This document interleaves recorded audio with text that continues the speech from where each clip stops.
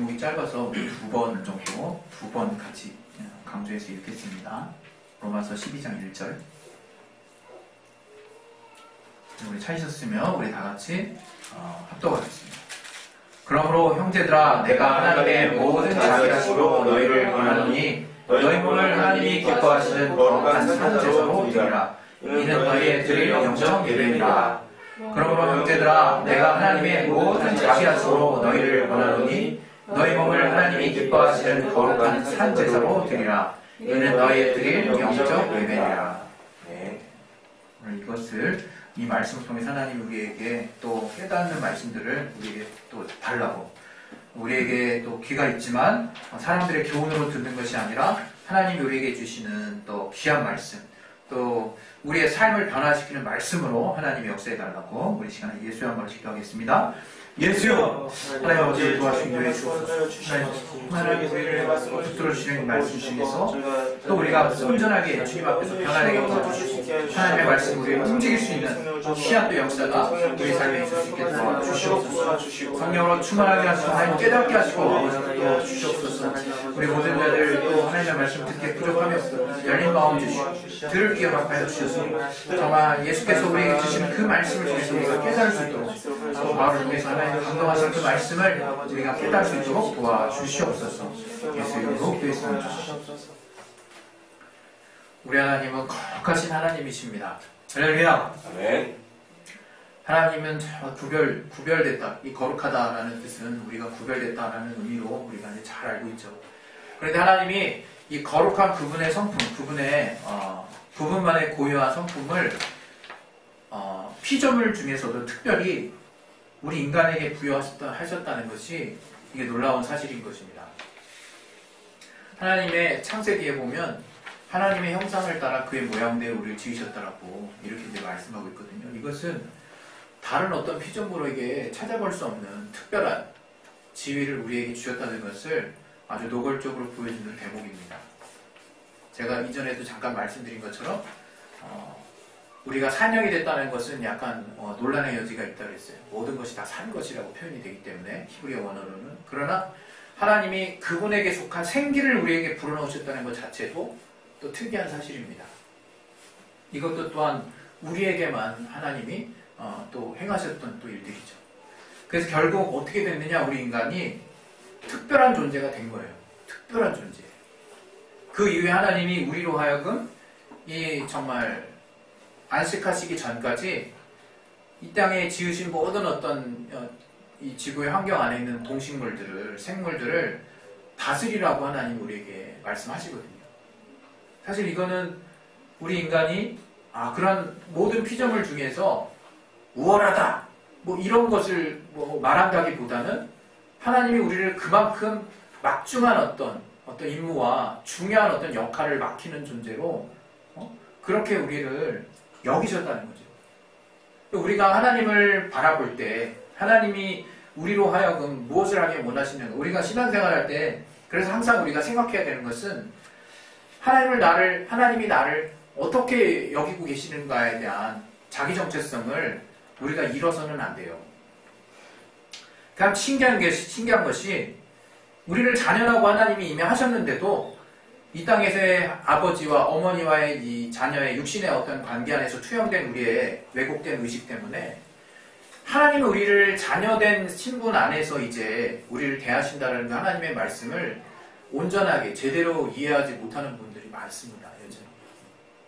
그래서 하나님이 얼마나 우리에게 놀라운 어떤 신분, 그 자격 가운데서 또 우리에게 얼마나 큰 권리를 주시고 우리를 또 얼마나 사랑하시고 더불어서 우리에게 어떠한 특권 같은 그런 어떤 사명을 주셨는지를 우리가 쉽게 잊어버려요. 우리의 문제가 발생하면. 그게 도무지 사실 바뀌어서는 안 되는 대목이거든요. 사실 우리가 이렇게 뭔가 이렇게 자동차나 이렇게 수리할 때 절대로 이게 곧 망가져서는 안 되는 부품이 있고 소모되는 부품이 있는 거예요. 타이어는 주기가 되면 교체를 해야 됩니다. 그러나 차축이 이게 쉬면 안 되는 거거든요. 운행하다가 어느 시간이 되니까 차축이 쉬면 안 되는 거예요. 그건 어떤 특별한 사고나 정말 뭔가 불가항력적인 특별한 일이 벌어졌을 때 휘거나 그래야지 갑자기 뜬금없이 차축이 휘면 안 되는 거예요. 그러나 타이어 같은 것은 이게 일정량을 쓰면 이게 소모가 되기 때문에 그거 갈아줘야 되는 거죠.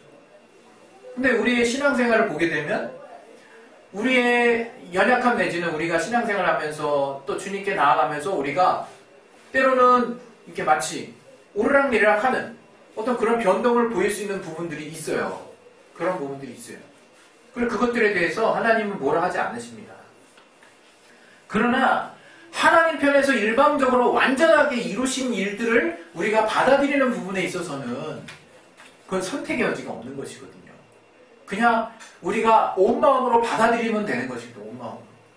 그 자녀라고 하는 그 신분, 그 특권, 그거는 변하는 게 아니에요. 그거는 상황에 따라서 갑자기 이게 약간의 변질이 일어나는 게 아니라 이거예요. 여러분이 정말 주님을 향해서 다가가던 날, 주님은 여러분이 하나님을 인식하던 날, 그 훨씬 여러분이 인식할 수 없는, 깨달을 수 없는 훨씬 이전부터 하나님은 우리를 향한 계획을 가지고 계셨다라고 말씀하고 있어요. 성경에. 하나님이 우리를 이미 불의한 우리를, 죄 지은 우리를 자녀의 신분 안에 정말 들여놓기로 작정을 하셨다 이거예요. 그래서 복음의 시작이라는 것이 바로 이 하나님의 의가 나타나서 그 의를 믿음으로 힘입는 것에서 시작이 되는 거거든요. 복음에는 하나님의 능력, 하나님의 의가 나타난다 그러잖아요. 바로 이것이 우리에게 있어서 가장 자랑할 만한 것이에요. 가장 자랑할 만한 것이고, 또 오늘 저와 여러분들에게 우리가 함께 나누고자 원하는 또 이것을 바라보는 또 우리가 잊지 말아야 될 시각이 바로 이 자녀라고 하는 특권 안에 들어있다 이거예요. 그게 바로 거룩함이라고 하는 거예요. 거룩함. 여러분, 거룩함은 뭔가 버거운 게 아니에요. 뭔가 이것을 이루기 위해서 뭔가 치열하게, 뭔가 괴롭게, 그리고 뭔가 힘들게 싸우는 어떤 과정들을 여러분이 생각했다면 엄청나게 여러분 오해하고 있는 거예요. 사실은. 이 거룩함은 이미 예수 안에서 이루어진 것입니다. 이루어진 거예요. 여러분, 이제 자녀라고 할 때는 거룩한 하나님의 자녀라고 하는 거예요. 우리 너무 아는 말이지만 나 영혼에게, 우리 나 자신에게 우리가 다시 한번 잊지 말자 하는 의미에서 나는 거룩한 하나님의 자녀다. 이렇게 우리 두 번을 한번 자기 자신에게 한번 외치는 시간 가집시다. 시작. 나는 하나님의 거룩한 자녀다. 나는 하나님의 거룩한 자녀다. 예. 거룩한 하나님의 자녀를. 하나님의 거룩한 자녀. 어찌 이거를 여러분이 잊을 수가 있겠습니까? 잊을 수가 없는 거예요. 이것은 그냥 부여된 거예요. 부여된 거. 특권, 신분, 부정하고 싶어도 부정되지 않는 거. 하나님이 이미 온 인류에게 그분의 대속의 피를 흘리셔서 그 영향력을 끼쳐 놓으신 거. 나는 단지 믿기만 하면 되는 거. 얼마나 놀라운 일이냐 이게. 거기서 우리가 하나님과 우리의 관계는 시작되는 것입니다. 근데 많은 사람들이 이렇게 관계를 맺는 거에 실패해요. 이렇게 관계를 맺는 거예요. 왜? 너무 쉽거든. 또는 너무 쉬워서 다른 길로 가거나 자기의 공로를 의지하거나 애시당초 이 사실을 믿으려고 하진 않는 거죠. 그러나 이 성경은 바로 복음의 진수, 복음의 핵심이 바로 예수로 말미암아 나타난 이 하나님의 의를 힘입는 거라고 그랬어요. 바로 이것이 오늘 저와 여러분이 정말 가장 깊이 알아야 되는 거룩함의 핵심입니다. 거룩함의 핵심. 이 거룩함의 핵심을 여러분이 절대로 흔들려서는 안 돼요. 하나님이 우리를 이렇게 거룩한 존재로 지으셨고, 또 우리가 비록 죄를 지었다 할지라도 다시 거룩함에 이르게 하시는 예수 보혈의 공로를 우리에게 허락하셨어요. 여러분, 우리는 예수께서 무엇을 하셨는지를 알아야 돼요. 예수께서 우리를 다시 거룩하게 하셨어요. 거룩하게. 우리에게 무엇을 회복시켰는지 알아요. 여러분 죄의식이 뭔지 아십니까? 우리가 왜 죄를 지면 양심에 꺼림이 있습니까? 양심에 화인 맞으면 계속 똑같은 일 하게 되면 죄를 짓게 되면 그것이 무뎌지지만 우리가 그냥 일반적으로 누구나가 어쨌든 예수를 알든 모르든 누군가 뭐를 알게 했든 어쨌든 우리 인간이 습득하게 되고 알게 되는 가치들 문명인으로서 우리 인간으로서 인격 있는 존재로서 하나님의 성품을 닮은 자로서 기본적으로 알게 되는 것이 이건 죄구나 하고 이렇게 깨닫게 되는 마음이 생겨요. 우리가 동물의 어떤 마음속까지 꿰뚫어 보지 않았다고 동물도 그런 마음이 있을 거라고 이렇게 우리가 말할 수 없지 않습니까? 인간에게 부여하신 그 죄의식 이게 뭡니까? 우리를 본래 거룩하게 지으셨다라는 반증이에요. 사실은 우리를 정말 구별되게 지으셨다 이거예요. 우리를 애시당초 이 정말 죄를 자각하는 이 마음이라고 하는 이 회개를 촉구할 수 있고 정말 우리가 신앙의 이 회개를 통해서 주님 앞에 나아갈 수 있는 이 기회라고 하는 거 우리가 죄를 깨닫고 주님 앞에 돌이킬 수 있는 이 능력이 있다라고 하는 것 자체가 우리를 하나님이 얼마나 귀한 존재로 지으셨는지를 여러분이 깨달으셔야 돼요. 신앙생활 가운데 여러분이 죄의식을 느꼈다고 해서 그것들에 지나치게 여러분이 누리지 마셨으면 좋겠어요. 그것을 통해서 우리가 곧바로 하나님이 우리에게 허락하신 보혈의 공로를 정말 힘있게 붙잡으셨으면 좋겠어요. 여러분 죄의식을 느끼는 것에서 여러분이 그것 때문에 괴로워하고 여러분이 그것 때문에 힘들어하는 거 하나님도 아십니다. 공식처럼 그냥 죄의식을 깨달으면 곧바로 넘어가자 이런 식으로 여러분의 또 다른 양심을 묵인하자는 게 아니라 무시하자는 게 아니라 그런 정말 죄를 깨닫는 마음이 생겼다면 겸손하게 주님 앞에 나오시면 되는 거예요. 어느 때든지 그리고 정말 거룩한 자로서 하나님이 내게 회복시키고자 하는 하나님이 주시는 힘을 다시 여러분이 붙드실 수 있어야 되는 거예요. 어느 때든지 그게 여러분을 다시 살릴 수 있는 힘이 되는 것입니다. 오늘 이 말씀 우리가 얼마나 많이 들었습니까? 근데 저는 여기서 정말 우리 기존의 우리 기독교인들이 또 약간은 좀 포커스를 잘못 맞춰서 왔던 부분들을 우리가 함께 좀 생각해 보려고 해요. 여기 보면 형제들 그러므로 이렇게 말합니다. 그러므로. 이 그러므로라고 하는 것은 바울의 자주 쓰는 수법이 용법인데 그러므로라고 하는 그런 대목이 많이 나와요. 그러므로. 앞에까지 나름대로 바울이 뭔가를 설득하고 우리에게 뭔가 선포한 게 있었거든요. 우리 11장 보게 되면 우리가 돌감나무, 창감나무, 우리가 거저하는 은혜에 대해서 우리가 이방인이지만 어떻게 우리가 은혜를 얻었는지 하나님의 은혜가 얼마나 크신지에 대해서 사실 1장부터 쭉 이어지는 말씀이 우리가 하나님의 은혜를 통해서 우리가 거저 얻게 된 은혜가 얼마나 큰 것인지 하나님의 자비하심이 얼마나 큰 것인지를 사실은 계속해서 말하고 있거든요. 특별히 9장, 10장, 11절에서 집중적으로. 그런데 이 12장에 이제 넘어와서 그러므로 하는 거예요. 그러므로. 뭐라고 우리가 받아들여지겠습니까? 우리 사랑하는 형제들아 할 때 하나님이 이렇게 너희를 오래 참으시고 이렇게 너희를 향해서 큰 은혜를 주시고 너희를 향해서 자비한 마음으로 계속 보고 있다는 걸 도대체 알기는 아니? 라고 얘기하는 거예요. 그러면서 저가 말하는 게 내가 이러한 하나님의 모든 자비하심으로 너희를 권한다 얘기하는 거예요. 하나님이 이토록 우리를 용서하시고 이토록 우리로 하여금 은혜를 주시고 이 예수로 말미암아 이런 이 하나님의 공로의 이 가치를 너희가 붙드는 데 있어서 너희가 망설이는 이유가 뭐니 도대체? 이 은혜, 이 하나님의 자비하신 가치를 가지고 내가 너희에게 정말 권한다. 그러면서 하나님이 우리에게 알게 하신 그 은혜를 생각하게 하면서 그 다음에 우리가 정말 어떻게 되기를 원하는지를 바울이 이야기하는 거예요. 너희 몸을 여기서 몸 할 때 우리가 하도 헬라적인 사고방식으로 영혼육 이렇게 다 갈라놔가지고 달랑 몸만 생각할 수 있는데 여기는 온전한 우리의 자아라고 보시면 됩니다.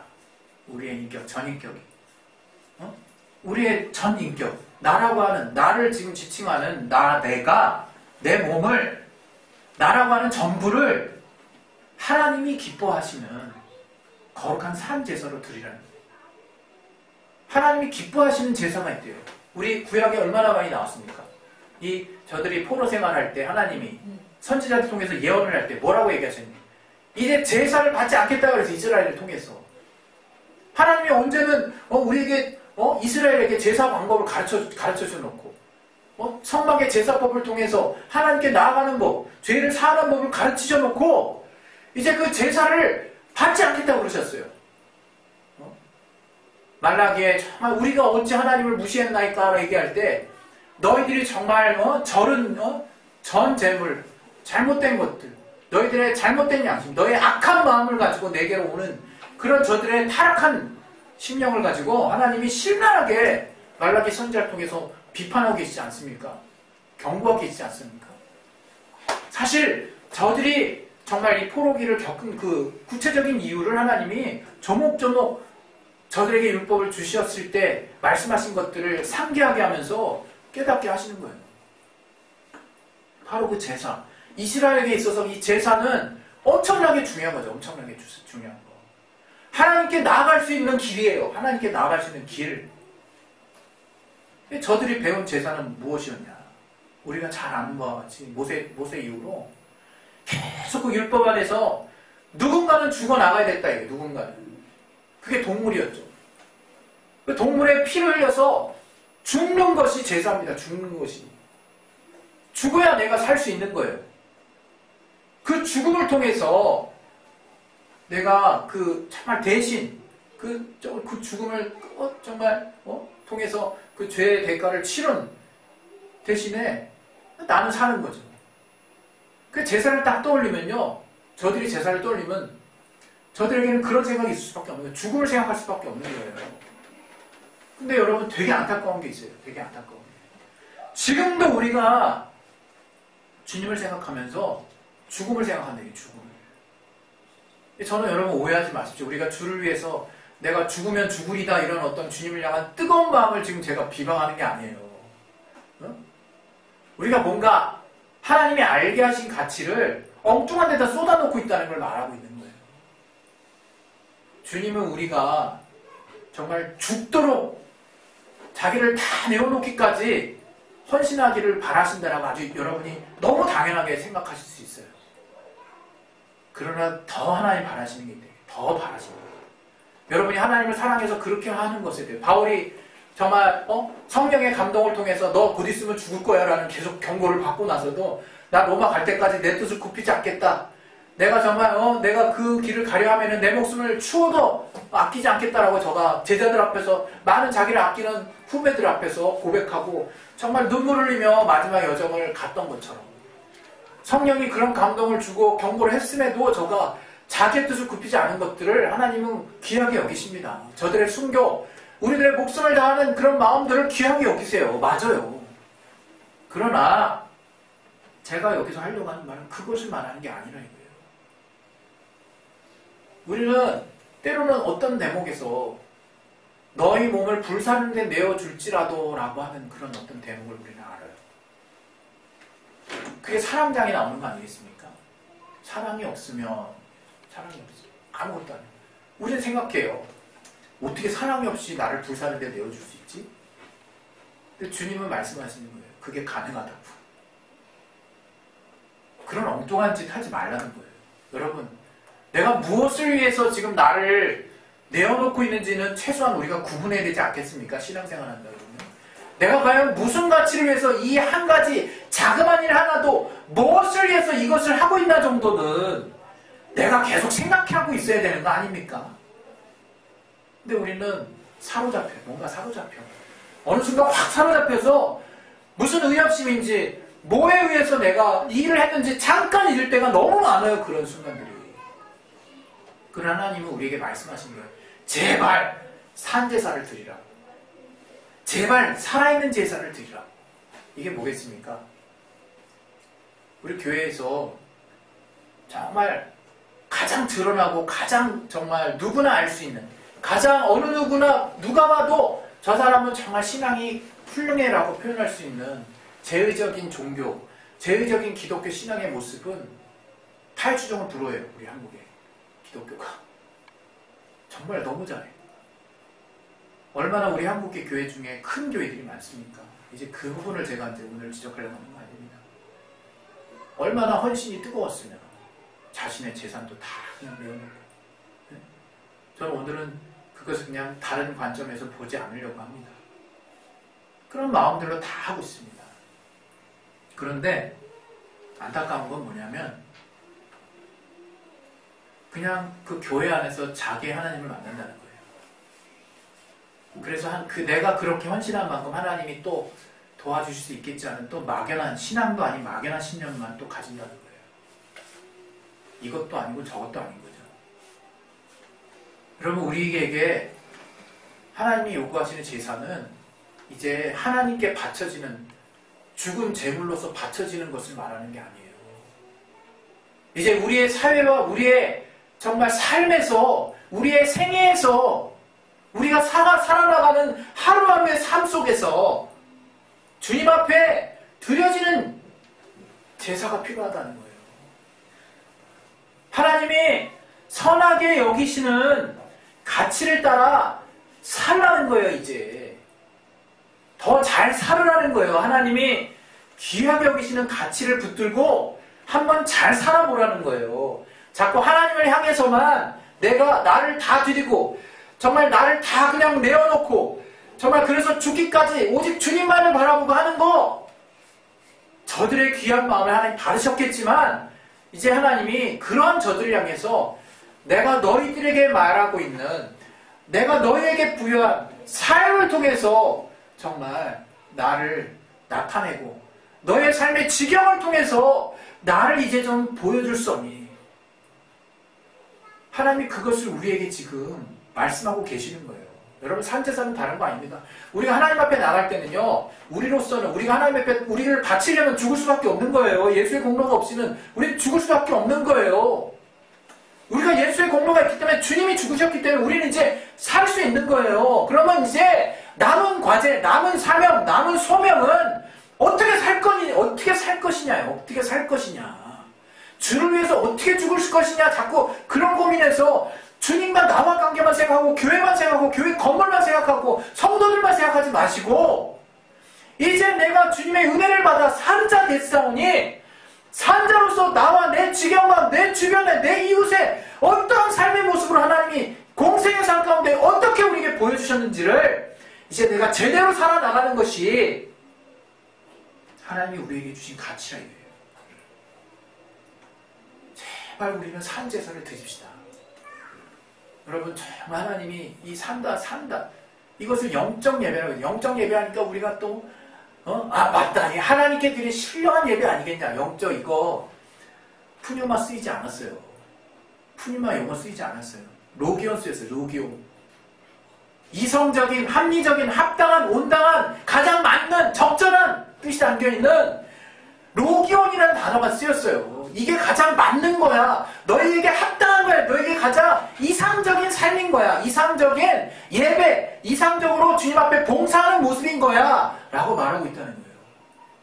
너희가 예배, 교회 안에서 하나님을 배운다고 예배 드리지만 여기서 쓰이는 이 봉사, 이 예배, 이게 한동안은요 그냥 봉사의 의미로만 쓰였어요. 그러나 후기에 있어서 이건 또 하나님 앞에 이러한 모습으로 다가간다라는 실천적인 모습이 예배의 의미를 함유하고 있어서 예배라는 의미로 정해졌어요. 그러나 본래 의미는 너희의 이러한 합당한 봉사예요. 합당한 봉사, 합당한 실천, 합당한 모습이 우리에게 나타나기를 기대한다는 거예요. 그러나 우리는 그러지 못한다는 거지. 우리가 이제 계속해서 말씀드리지만 제일 많이 고민해야 될 거는 나에게 부여된 삶을 얼마나 정말 복음의 가치 안에서 잘 여러분이 녹아낼 것이냐, 그걸 고민하셔야 돼요. 그걸. 네? 그리고 여러분 그 삶에 또 녹아내는 삶의 실천적인 모습에 완벽을 기하려고 애쓰지 마세요. 우리는 성령의 도우심이 있지 않습니까? 성령의 후원하심이 있잖아요. 우리는 교인들이 있잖아요. 우리의 그리스도의 몸이 있잖아요. 여러분이 손가락 따로 막 그냥 돌아다닙니까? 눈 따로 돌아다닙니까? 우리를 몸으로 이루셔서 우리 혼자 될 수 없는 일을 교회가 함께 할 수 있도록 하나님이 우리를 하나 되게 부르셨잖아요. 그 안에서 하나님이 우리에게 귀하게 여기시는 가치를 실현하고, 더불어서 우리가 성령의 역사하심과 성령의 도우심을 통해서 우리의 연약함과 부족함을 날마다 채워나가는 그러한 삶을 우리가 살아야 된다는 거예요.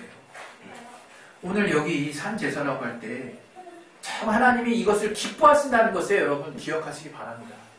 여러분 우리가 거룩함을 생각할 때 거룩한 삶이란 무엇일까? 그것은 전 다른 게 아니라고 정말 확신합니다. 그 거룩한 삶은 하나님이 우리에게 부여하신 거룩한 하나님의 자녀라고 하는 신분을 우리가 정말 제대로 정말 이 땅의 삶 가운데 녹아내는 삶이에요. 예수님께서 우리에게 보여주신 건 정말 다른 거 아니었어요. 정말 그가 우리에게 말씀하신 그 복음의 정말 중심은 정말 또 율법과 이어지는 것입니다. 제가 정말 지난주에 신학교 수업을 통해서 이 율법과 복음의 관계에 대해서 제가 새롭게 어쨌든 제가 그런 관계성에 대해서 생각하고 있었지만 어쨌든 신학적으로 그렇게 정리해놓은 어떤 내용을 제가 듣고 나서 더 설득이 되더라고요. 이 과거의 율법이라고 하는 것이 다만 그냥 율법과 어떤 복음의 어떤 단절된 부분들을 우리가 부각하고 복음은 더 온전하고 율법은 뭔가 내 마음은 입술로는 그렇지 않다라고 생각하지만 뭔가 좀 열등하게 좀 더 뭔가 불완전한 뭔가 온전하지 않은 것으로 생각하게 만드는 그런 우리 생각을 갖고 있지 않았습니까? 그 가장 주된 이유는 행위로 구원을 얻게 한다는 부분이었지 그런 부분이지 않았나 싶어요. 그러나 그런 율법을 바라보는 그 시각이 그 1세기에 어떤 일부의 시각이었다는 거예요. 그 일부는 안타깝게도 바리새인들이었기 때문에 그 1세기 그 이스라엘 시대의 그 바리새인들의 역할이라고 하는 것은 저들이 주류였거든요. 주류. 바리새 운동이라고 하는 건 율법에 구전되는 전통까지 다 지키는 철저한 운동이었거든요. 저들이 갖고 있는 율법의 사상이 공로주의적 율법주의였어요. 그 율법을 행함을 통해서 구원을 얻을 수 있다라고 확신하는 사상이 저들 가운데 있었어요. 그 바리새인들의 바라본 율법은 온전하지 않다. 온전하지 않다. 사실 율법에 나타난 것은 이미 출애굽 때부터 하나님이 출애굽하고 나서 하나님이 이미 애굽으로부터 벗어나게 하신 거는 저들이 열심히 노력해서 으쌰으쌰 싸워서 홍해금 앞에 열심히 물 퍼내서 물 발라놓은 것입니까?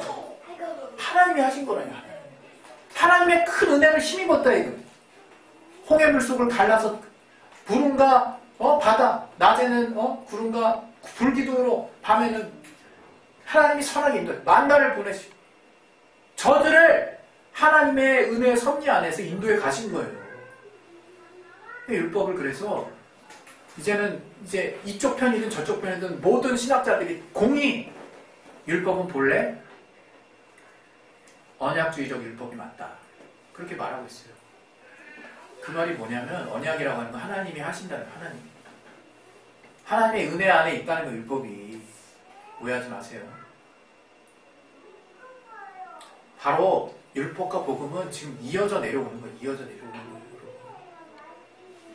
우리가 이 율법에 매여서 이 율법을 지키려고 하는 거기에만 우리가 포커스를 두고 더 나아가서 바리새인의 마음처럼 율법의 뭐 하나를 더 많이 지켰다고 해서 내 안에 의가 생겨서 이제 그것으로 하나님이 나를 귀하게 여기시고 하나님이 나를 기쁘게 여기시겠지라고 오해하는 그 인간들의 기본적인 속성을 완전히 무너뜨리신 거예요. 예수의 복음으로 주님의 공로, 하나님의 의로. 그 길, 그 공로주의적 율법주의를 바울은 지적하고 있는 거라 이제. 이것은 제 말이 아닙니다. 이거는 앞으로 신학적으로 이 부분이 완전히 이제 고정될 것입니다. 이쪽 저쪽에서 다 지금 동의하는 부분이고, 여러분 정말 우리가 이신칭이 예수 믿으면 구원받는다고 하는 것들이 이제 이 시대에 다시 새롭게 조명되고 있어요. 그럼 그 가운데 우리의 행위는 어느 위치를 차지하고 있는가? 야고보서의 어떤 행위는 과연 우리의 구원 얻는 것에서 하나님의 공로를 해야지 상처내지 않으면서 우리의 행위를 어떻게 우리가 바라봐야 할 것이냐. 저는 거기에 성령의 역할을 보고 싶어요. 우리의 의로 하나님께 도달할 수 없지만 성령의 도우심으로 우리의 실천적인 삶이 진행될 수 있도록 하나님은 우리를 계속 정말 권면하고 계신다고 믿습니다. 오늘 정말 이 거룩한 거, 이 거룩한 삶, 예수로 말미암아 완전하게 이루어졌지만 또 우리가 더불어서 이제 알아야 될 것 하나가 뭐냐? 이제 우리의 삶을 통해서 정말 그 하나님의 거룩함을 우리가 드러내야 된다는 거예요. 그것은 다른 사람 보기에 우리가 예수 잘 믿는 것들만을 말하는 게 아니에요. 거룩한 삶은 진리에 있습니다. 진리에. 우리 요한복음 한번 보겠습니다. 너무 많은 말씀드리시겠지만 요한복음 17장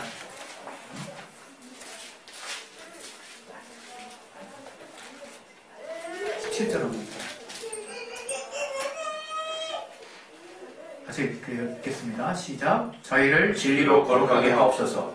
아버지의 말씀은 진리입니다. 우리가 거룩하게 되는 것은 바로 진리를 통해서 거룩하게 되는 거예요. 하나님의 말씀을 통해서. 하나님의 말씀을 그대로 이 땅의 삶 가운데 나타내신 분이 예수 그리스도신데요. 그 주님의 말씀을 우리가 순종하는 삶을 통해서 우리의 삶이 정말 거룩한 삶으로 유지될 수 있는 거예요. 우리는 본래 그것을 유지한다 하고 못하고를 따라서 거룩함이 덜하고의 차이가 아니지만 거룩한 자로서 이제 그러한 자의 삶을 살게끔 성령께서 우리를 북돋워 주신다는 것을 기억하시기 바랍니다. 실망하지 마세요. 우리가 돌이킬 수 있는 신앙 양심으로 돌이킬 수 있는 것 자체가 우리를 거룩하게 지었다는 증거라니까요. 이것을 성령이 계속 우리 안에서 그 일을 하시는 분이라니까요. 여러분 완전하게를 꿈꾸지 마시고 그러한 성령의 권면과 그러한 성령의 돌이키게 하심을 그때그때마다 붙드시면 되는 거예요. 하나님으로부터 샘을 계속 얻으시기 바랍니다. 그래서 이 땅의 삶을 통해서 여러분 정말 내가 주님을 잘 믿는다고 한다면 여러분의 주변의 삶을 통해서 하나님이 우리에게 부여하신 거룩함의 가치를 나타내시기 바랍니다. 그것은 바로 주님의 진리를 순종하는 삶입니다. 주님이 공생의 삶 가운데 우리에게 보여주셨던 삶의 모습을 우리가 따라가는 삶입니다.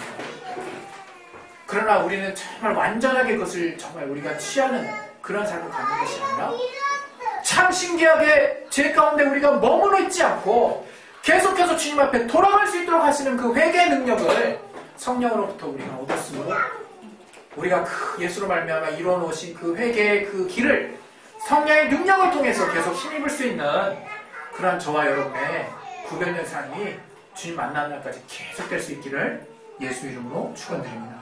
할렐루야. 그 시간에 이제 기도하겠습니다. 기도하실 때